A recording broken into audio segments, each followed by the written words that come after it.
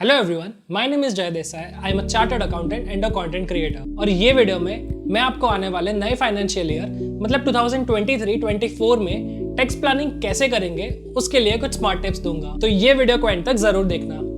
Let's start. सबसे पहला देखेंगे डिटरमाइनिंग योर टैक्स ऑब्लिगेशन। आने वाले साल की फोरकास्टेड टोटल टैक्स लायबिलिटी पहले से कैलकुलेट करना शुरू कर दो।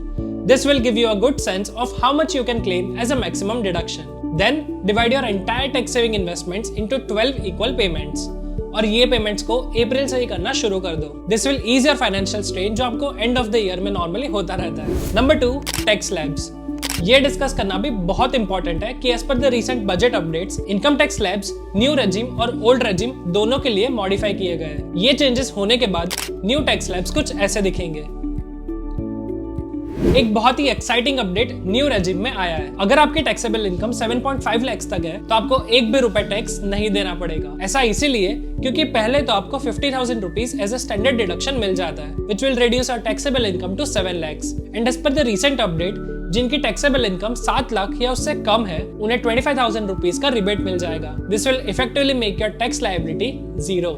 अब आते हैं तीसरे पॉइंट पर, बेस्ट इन्वेस्टमेंट ऑप्शंस। ये टिप में चलो कुछ ऐसे टैक्स सेविंग इंस्ट्रूमेंट्स की बात करते हैं जिसको यूज करके आप अपना टैक्स तो बचा ही पाओगे पर साथ में आप अपने इन्वेस्टमेंट्स को भी ऑप्टिमाइज कर पाओगे। पहले देखते हैं equity linked tax saving scheme, जिसे हम ELSS भी कहते हैं। In my opinion ELSS is one of the finest tax saving instruments उनके लिए जो बहुत लंबे टाइम पीरियड के लिए इन्वेस्ट नहीं करना चाहते, क्योंकि इसमें सिर्फ 3 साल का लॉक इन पीरियड होता है। Also with the option of investing as little as ₹500। And क्योंकि ELSS का मतलब ही होता है आप इक्विटी इंस्ट्रूमेंट्स में इन्वेस्ट कर रहे हो, आपको स्ट्रॉन्ग लॉन्ग टर्म रिटर्न्स भी मिल सकते हैं। And apart from the lock in period it is not mandatory to continue investing as it is in the case of pension plans, insurance plans और ULIP। दूसरा देखते हैं फिक्स्ड डिपॉजिट्स।